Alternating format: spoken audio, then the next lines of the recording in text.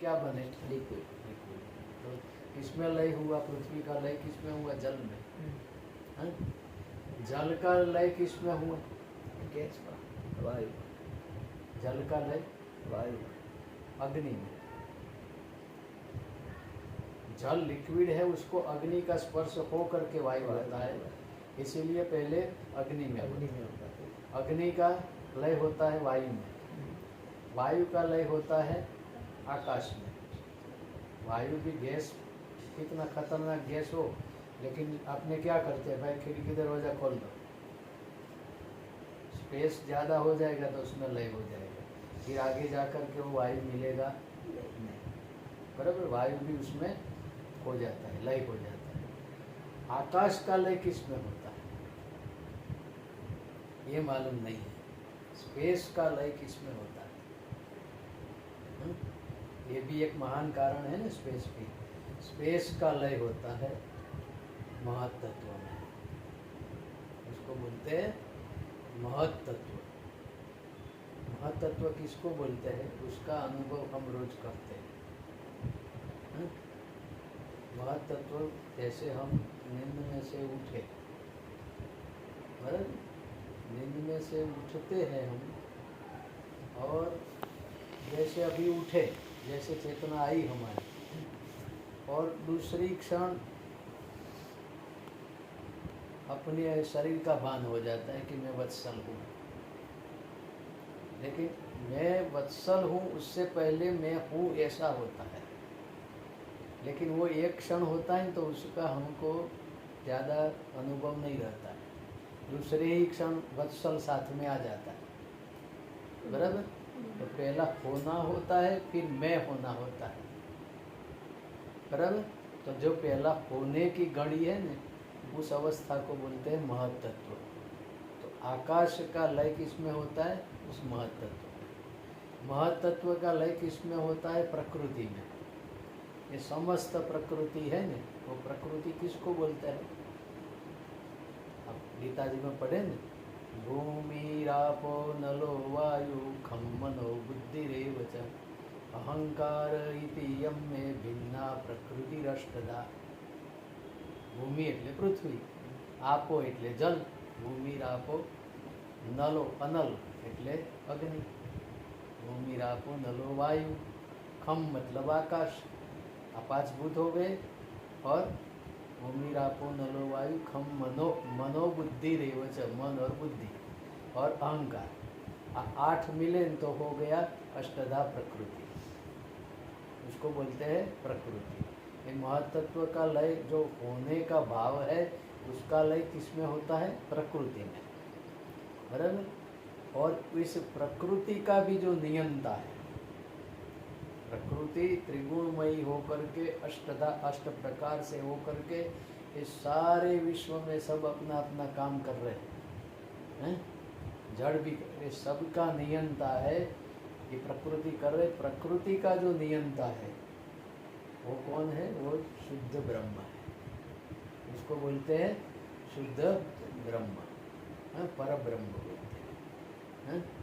वो उसको बोलते अस्तित्व, होना, समग्र अस्तित्व है, उसका नाम सत नाम धारक, चिद नाम धारक, आनंद स्वरूप, ये सच्चिदानंद, ऐसा शुद्ध ब्रह्म है। ये शुद्ध ब्रह्म से सब धीरे धीरे प्रकृति होती है। प्रकृति ऐसे अष्ट प्रकार की होती है, और उसमें से भी धीरे धीरे धीरे सब निकलते हैं। देखो, आप बोलोगे कि कैसे कैसे निकलता है प्रकृति से, तो आप जो देख रहे हो, साइंटिस्ट सब प्रयोग कर रहे हैं, देख रहे हैं, तो देखने के लिए वो क्या आँख कहाँ से लाए?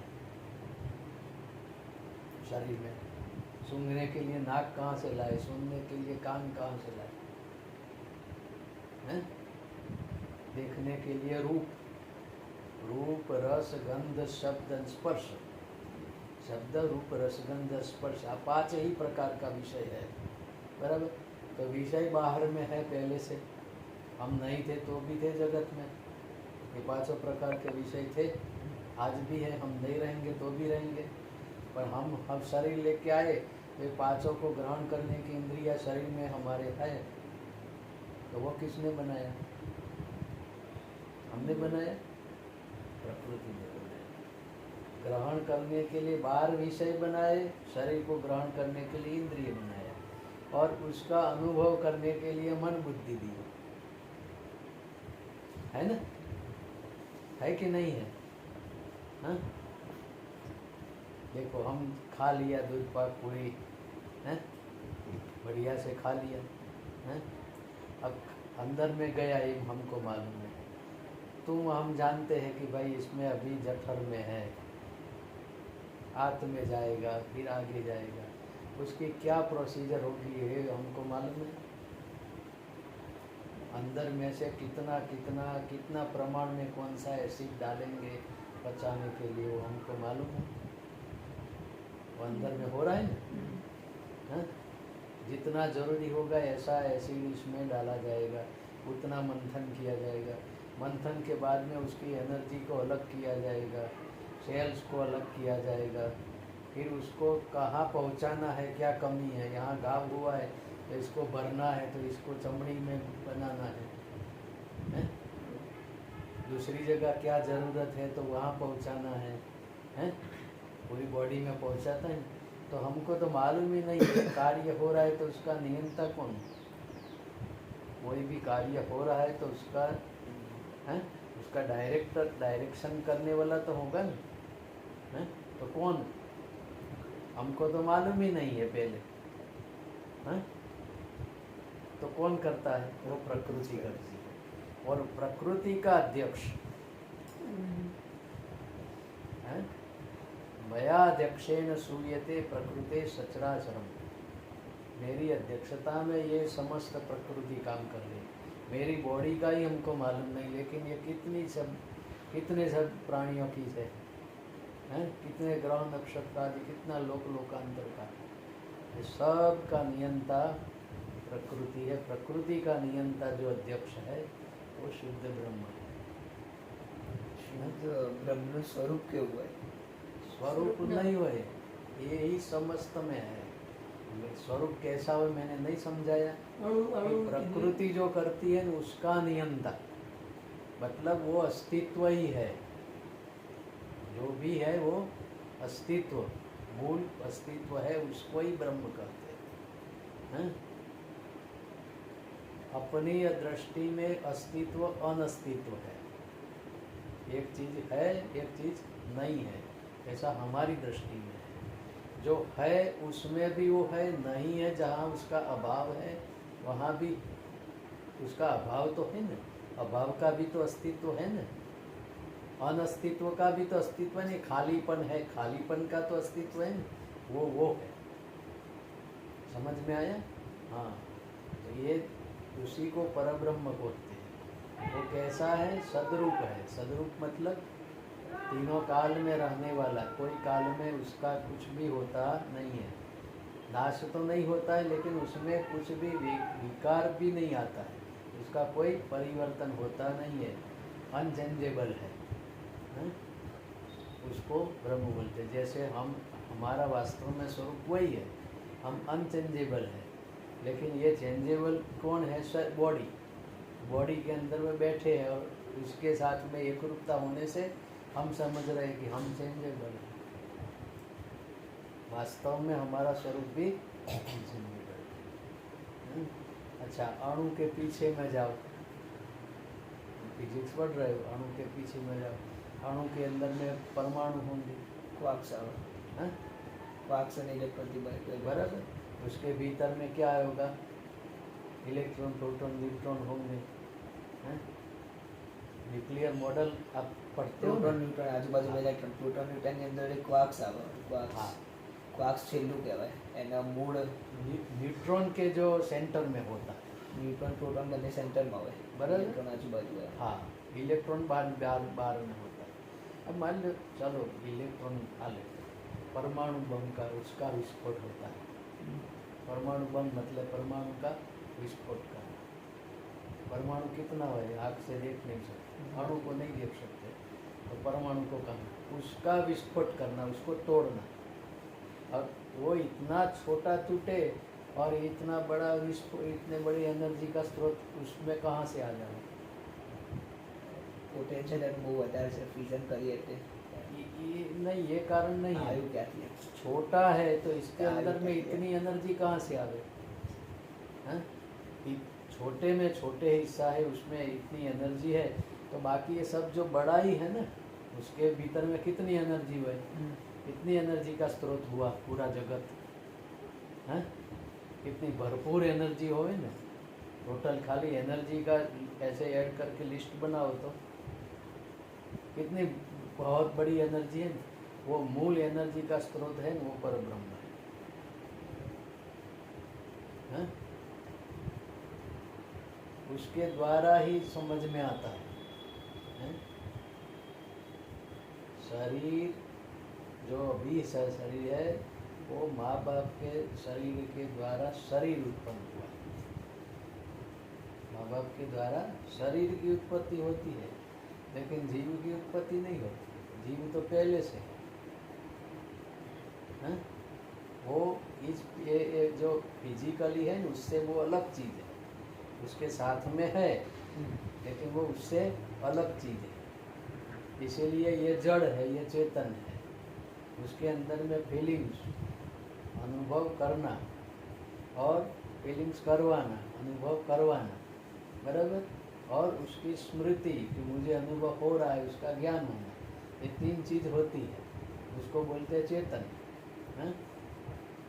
समझ में आता है नहीं?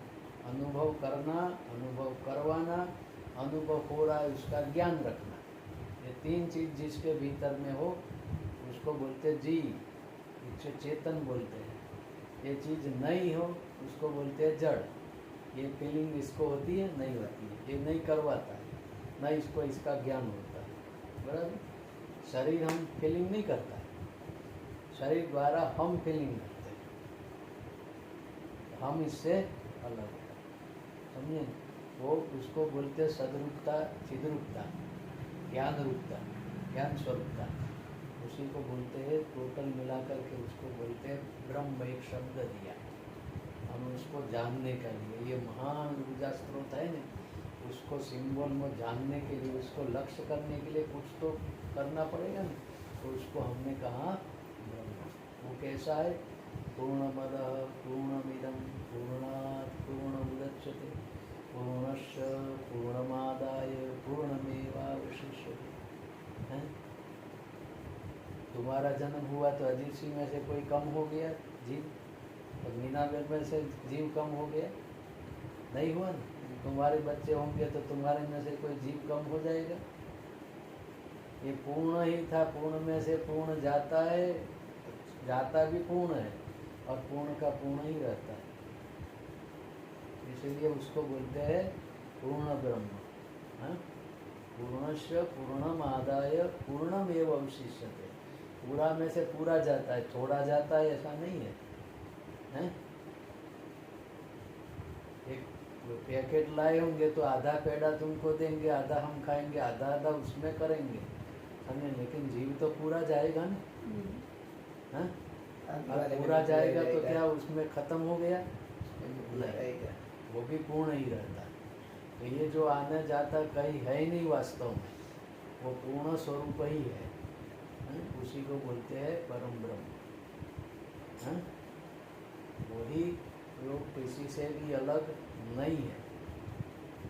किसी काल में किसी वस्तु और किसी व्यक्ति से कभी भी वो जुदा नहीं है, उसके साथ में ही हो। वो चराचर एक रस भरपूर भरा ही हुआ है, कहीं पर भी कुछ भी खाली नहीं है उसके सिवाय। वही वास्तव में हमारा स्वरूप, वही ओरिजिनल वही है।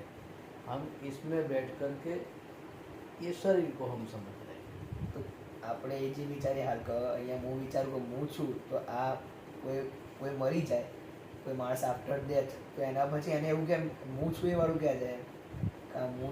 जब तक ये ज्ञान नहीं होगा तब तक तो मैं तो रहेगा ही। ये शरीर का तुम्हारे जन्म होने से पहले भी मैं तो था ही उसमें, क्योंकि वो अज्ञान था।